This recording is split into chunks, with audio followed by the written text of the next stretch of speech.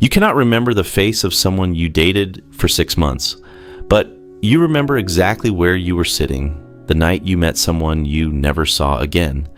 You remember the glass, the song, the exact moment the conversation stopped being polite and started being real.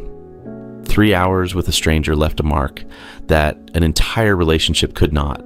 And the strange part is, the reason that night still lives in you might have nothing to do with who was sitting across from you. Here is what is actually happening. When you meet someone for the first time, they carry nothing. No file on you, no record of your worst moment, no history of watching you be ordinary. You arrive without a past. And because there is no past, there is no filter, no role to perform, no reputation to protect. You get to be whoever you actually are at 8:47 on a Tuesday night. And that is the rarest thing most people will ever experience, because the people closest to you have the least accurate picture of who you are right now. Your mother still sees the child. Your best friend still sees who you were at 19. Your ex still sees the person they decided you were the night everything fell apart. Familiarity is not the same as being seen. Most of the time, familiarity is just being filed. A stranger has no file, and that is why you said things to them you have never said to anyone who actually stays in your life. And here's where it gets uncomfortable. You probably still believe that date felt different because of who they were, but most of the time, it felt different because of who you were. You were emotionally open in a way you had not been in months. Maybe something had just ended. Maybe you were lonely enough to be reckless with your honesty. You were standing in a very narrow window, and they walked into it. That is not fate. That is architecture. And because neither of you had anything to lose, the conversation skipped past work and weather and went straight to the fear you have been carrying, the want you have not said out loud, the thing nobody in your daily life has ever asked you about. And they listened. Not because they were extraordinary, but because they had no reason not to. No future where your honesty might become inconvenient.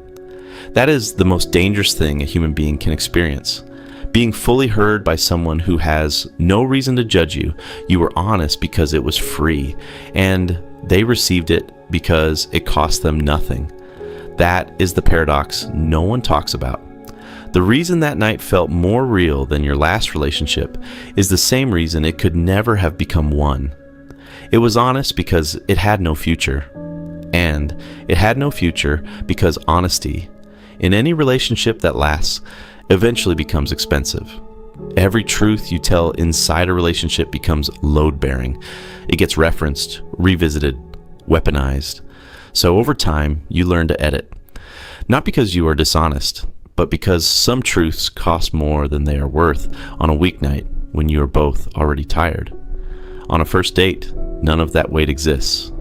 So you say the real thing, and it lands clean. And you wonder why nothing after that ever felt the same. But there is a second thing making the contrast sharper. Your nervous system was never built to keep noticing something that is always there. It registers change, novelty, disruption.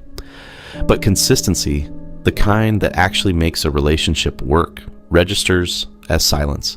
The person who shows up for you every day becomes background, not because they matter less, but because your brain cannot keep noticing something it has already classified as safe. You stop noticing the warmth the same way you stop hearing a fan after an hour. The fan did not get quieter. You just stopped listening. So, when you compare that one night to an entire relationship, you are comparing a single vivid spike against months of emotional quiet. The spike wins every time, not because it was deeper, but because your brain was paying attention. Memory does not organize by duration. It organizes by emotional voltage. 6 months of comfortable routine gets compressed into a single flat block. Background noise. 3 hours of unguarded presence gets preserved at full resolution.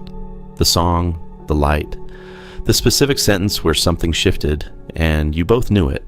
You are not remembering a person. You are remembering a frequency you briefly tuned into and have not been able to find since. And here is something no one considers. They were probably doing the exact same thing. Two people simultaneously dropped their guard because neither had any reason to keep it up. That is why it felt so mutual. It was. But the mutuality was not about the two of you. It was about the circumstance. Put any two emotionally available people across a table with no history and no consequences, and you will get the most honest conversation either has had in years. That does not make it less real. It makes it structurally unrepeatable. And that is what haunts you. You are not chasing that person. You are chasing that condition.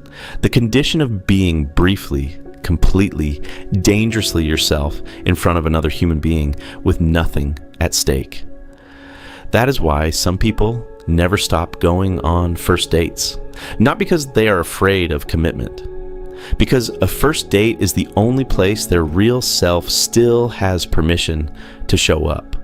So when you think about that night and you wonder why it still sits in your chest after all this time, understand this. You are not missing them. You might not even remember their last name. You are missing the version of yourself that existed that night. The one who had nothing to protect, nothing to maintain. The one who said the honest thing and watched it land softly instead of exploding. The one who sat across from a stranger and, for a few hours, did not feel like a stranger to themselves. That is what you lost. Not a person, a window.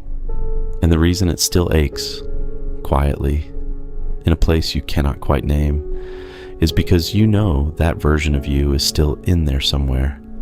But the longer life goes on, and the more files get built, and the more history stacks up around you like walls you never agreed to, the harder it becomes to find a door that lets them back out.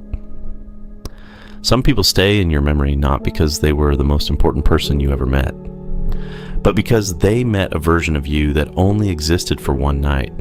And sometimes, what you miss is not the person who was sitting across from you. It is the person you were while sitting across from them.